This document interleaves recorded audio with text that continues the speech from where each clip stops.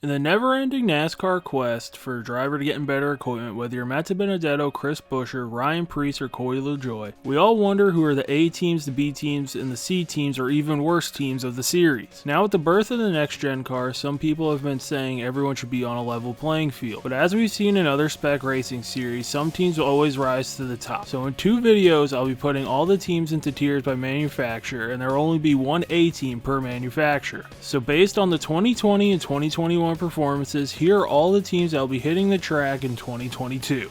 Part 1. The Chevy teams. A tier.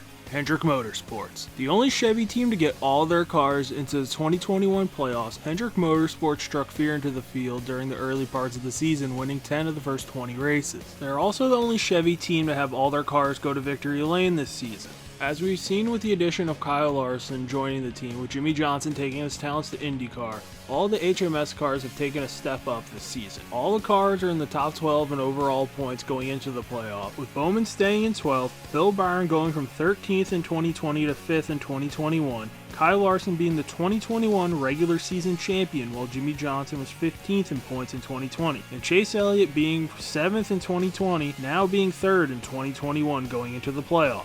We all know that Hendrick Motorsports has been the standard that teams have aimed to be for a very long time in NASCAR, and heading into 2022, HMS is going for a three-peat as Cup Series champions. I believe that they will continue to be the top Chevy team in the Cup Series. Now onto the B tier. Richard Childress Racing. The second best Chevy team in the Cup Series, RCR has been hit or miss in seasons past, but it seems to me in 2020 they started to take a step into becoming a better race team, and in 2021 they continued to be better. Tyler Reddick was 17th in 2020. He took a huge leap in 2021, being 11th in points after Daytona. There was a point in time where he was being moved to other teams such as Hendrick before Larson got the ride, and Penske to be in the 2 car to take Brad's spot before the Cindric, Burton, DiBenedetto shuffle came to fruition. At the rate RCR keeps taking steps and their engine aligns with Hendrick in 2022 and beyond, I believe Reddick may want to stay put at RCR for years to come. While Austin Dillon didn't make the playoffs this season, he sat 13th in points after Daytona was over, taking the jump from 18th in 2020. While Dillon himself may not be the best driver, the cars he'll be getting are some of the best he could get in the Chevy camp. So now on to the C tier with Trackhouse Racing. The newest Chevrolet team in the Cup Series, Trackhouse started the 2021 season off well with their 99 car, running as one of the very best cars in speed weeks in the duels and getting towards the front, leading a few laps here and there. Then at the Bristol Dirt race, the 99 car was on the cusp of winning, leading 58 laps until lap 192 before losing the lead to Joey Logano, but Suarez ended up finishing 4th. Then the team shocked the NASCAR world by buying Chip Ganassi Racing that they will take over in 2022, giving them 2 cars with Daniel Suarez and Ross Chastain. With them taking Chip Ganassi Racing's spot, I believe they'll slot right into the team's position next season. In 2020, Ganassi was pretty much a 1-car effort after Kyle Larson was suspended for the majority of the season. Kurt Busch finished the regular season in 11th in points. In 2021, with Ross Chastain taking over the 42 car, he finished 20th in regular season points. As we've seen with Kyle Larson's jump to Hendrick, CGR's team isn't as great as he made the cars look during his tenure at the team. Maybe with the new team having new management, the team can take a jump up the tiers, but based on previous performance, I believe they'll be the 3rd best Chevrolet team and the top of the C tier heading into 2022. Now on to the next team on the C tier, Kaulig Racing. I know what you're thinking, this team hasn't completed a full season in the Cup Series.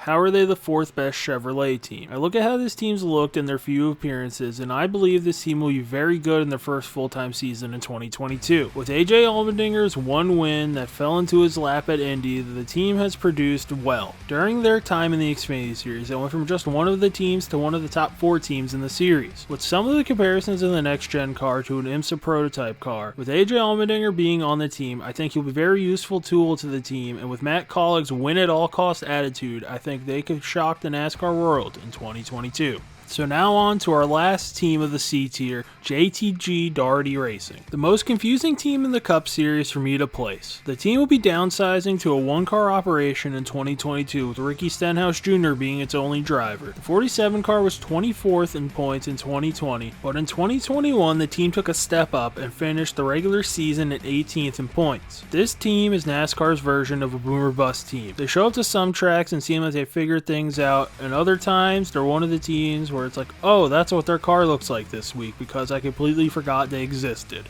I just think with them going down to one car next season, this team is going into a make or break season. I don't know how Stenhouse will fare alone in 2022. It might make JTG be left behind in the first steps in building the team's backlog of notes in the beginning of the next gen car, which I think will make them take a step down the ladder in terms of all the Chevy Cup Series teams. So now on to the D tier. Richard Petty Motorsports. One of the oldest teams in NASCAR, but one of the ones with the rockiest performances. The RPM team has been linked switching to Toyota for years, and every season it never happens. The team has been one of the lowest teams on the NASCAR totem pole for years. Whether the team has Bubba Wallace driving the car or Eric Jones, the team only shows one or two glimpses of hope every season before going back to what they've been. The team hasn't had a car finish in the top 10 in points since 2009 when Casey Kane finished 10th in points when the team merged with Ray Evernham's team. Other than that, the team's had one playoff appearance with Eric Almirola with his win at Daytona in 2014. All in all, the RPM team is in a very desirable seat in the Cup Series garage, and with the next gen car coming in, I would hope RPM could maybe turn the corner, but with its past track record, they'll show up at super speedways and short tracks with a few of the intermediates, then they'll be back in 25th or worse everywhere else. Now on to Spire Motorsports.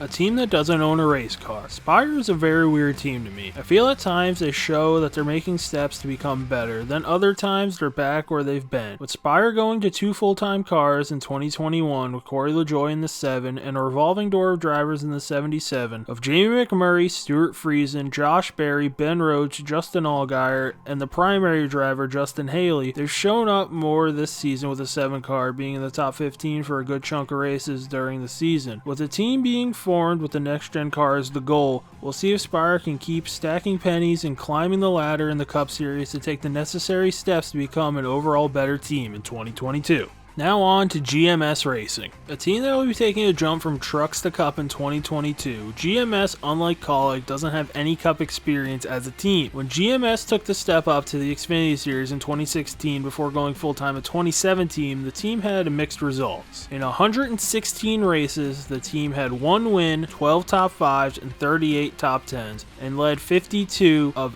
18,934 laps. With the team being completely new, I don't have anything to judge them off of, so that's why they're here at this spot on the Chevy tier. Hopefully the team can translate success from the Truck Series to the Cup Series and leap up the ladder to become one of the better Cup Series teams in the future. So now on to everyone's favorite, Rick Ware Racing. This team has been in the Cup Series consistently since 2017, and it's been a revolving door of drivers for the team. Only 3 drivers have completed at least 30 races for the team in a season. With the team downsized to 2 cars in 2022, they may be able to turn the money from the sale or lease of charters into a better overall experience for the team. Rick Ware Racing jumped into IndyCar in 2021, pairing up with Dale Coyne Racing with Romain Grosjean and Pietro Fittipaldi driving their only full-time car. The car was pretty competitive, and with NASCAR going down the IndyCar trail with the series going spec, they were able to get out of the shadow that they've been in for years. Now RWR will be forming an alliance with Stewart-Haas Racing and Roush Yates Engines for 2022 joining Ford. And I don't have a great feeling about this partnership, but based on the past results from this team, I have to put them here at the bottom of the tier going into 2022. So that'll do it for part 1 of this 2-part video. Come back tomorrow for part 2 with the Fords and Toyotas being ranked. Tell me what you think about how the Chevys ended up and how you would rank them. If you like this video, hit the like button. If you like what I'm doing on this channel and want to see more, hit the subscribe button. See you tomorrow for part 2, and thanks for watching.